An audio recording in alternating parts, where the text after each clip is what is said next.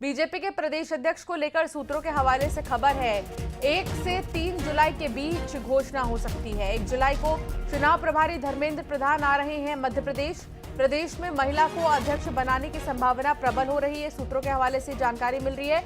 नाम किस किस के सामने आ रहे हैं वो भी हम आपको बता देते हैं। अर्चना चिटनिस, कविता पाटीदार का नाम चर्चा में है। सांसद लता वानखेड़े का भी नाम चर्चा में है। मध्य प्रदेश में बीजेपी प्रदेश अध्यक्ष को लेकर बहुत बड़ी खबर आ रही है। बीजेपी प्रदेश अध्यक्ष को लेकर सूत्रों के हवाले से बहुत बड़ी खबर 1 से 3 जुलाई के बीच घोषणा हो सकती है। मौजूदा समय में विष्णुदत्त शर्मा बीजेपी के प्रदेश अध्यक्ष, लेकिन नए बीजेपी प्रदेश अध्यक्ष को लेकर लगातार चर्चा जोरों पर है। 1 जुलाई को चुनाव प्रभारी धर्मेंद्र प्रधान मध्य प्रदेश आ रहे हैं। हालांकि कहा यह भी जा रहा है कि प्रदेश में महिला को अध्यक्ष बनाने की जो संभावना है वो प्रबल है। सूत्र ये बता रहे हैं। अब वो नाम कौन से हो सकते हैं उनको भी हम आपको बता देते हैं। अर्चना चिटनिस, कविता पाटीदार का नाम चर्चा में है। इतना ही नहीं बल्कि सांसद लता वानखेड़े का भी नाम चर्चा में है, जो कि प्रदेश अध्यक्ष बनाई जा सकती हैं। तो अब इंतजार है 1 से 3 जुलाई के बीच कभी भी प्रदेश अध्यक्ष का ऐलान बीजेपी के हो सकता है। शैलेंद्र भदौरिया संवाददाता हमारे साथ जुड़ गए हैं। शैलेंद्र, 2 सवाल हैं। पहला तो ये कि क्या महिला प्रदेश अध्यक्ष इस बार होने वाली है, इसकी संभावना ज्यादा है, और अगर हुई तो फिर कौन, कब तक इसका ऐलान होगा?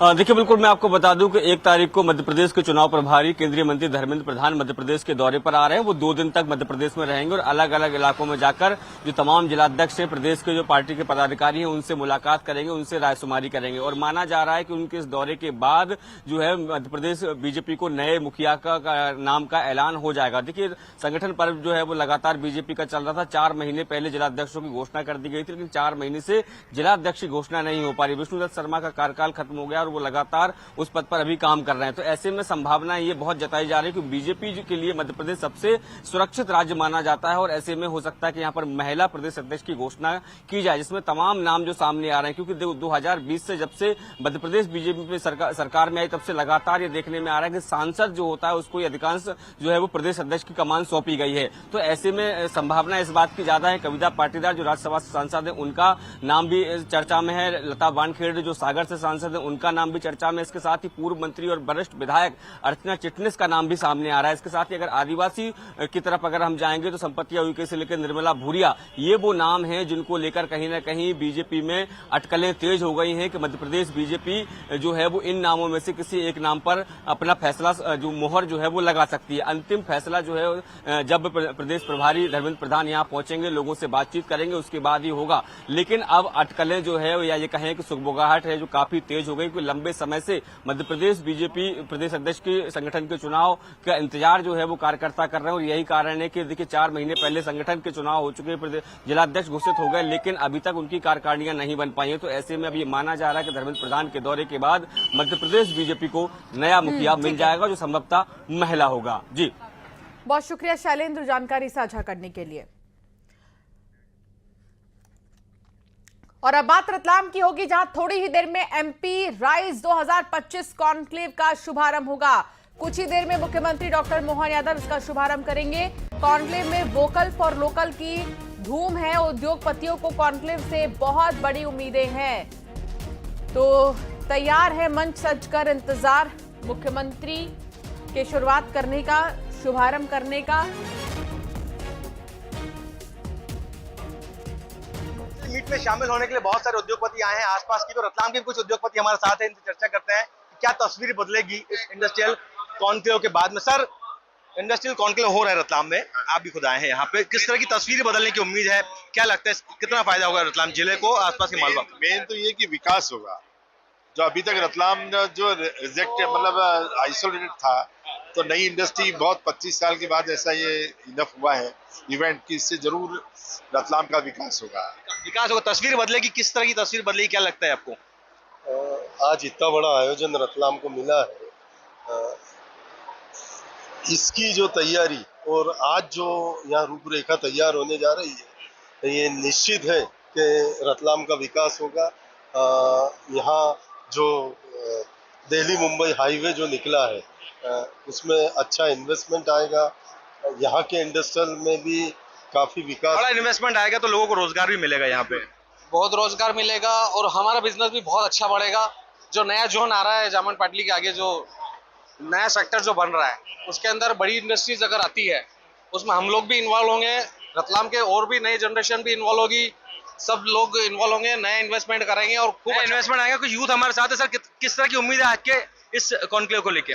एक उम्मीद सबसे बड़ी, जो रतलाम का लॉन्ग पेंडिंग इंडस्ट्रियलाइजेशन था, that will definitely come after this. जो एक रतलाम का बेनिफिट रहा है लॉजिस्टिक का दिल्ली और मुंबई के बीच के होने का, उससे बहुत अपॉर्चुनिटीज मिलेगी। हर छोटी इंडस्ट्री, एंसिलरी इंडस्ट्रीज जितनी भी है, be it logistics, be it hotel chains, वो सारे बिजनेसेस बढ़ेंगे।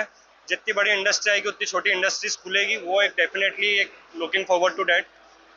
बड़ा इन्वेस्टमेंट होने की उम्मीद है आज रतलाम में। 100% उम्मीद है। रतलाम एक उभरता हुआ शहर है जहाँ पर बहुत अच्छे अच्छे व्यापारी और बहुत अच्छे अच्छे लोग यहाँ पर रहते हैं।